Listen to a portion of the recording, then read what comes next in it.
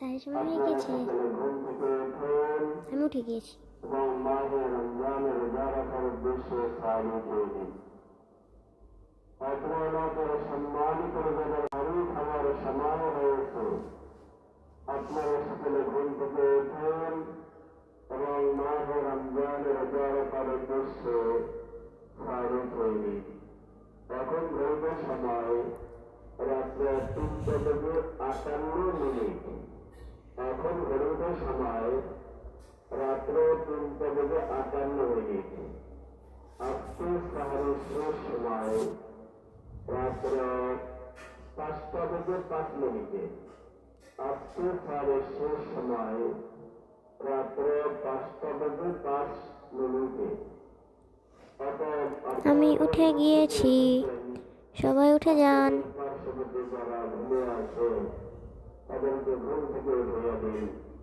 আলহামদুলিল্লাহ।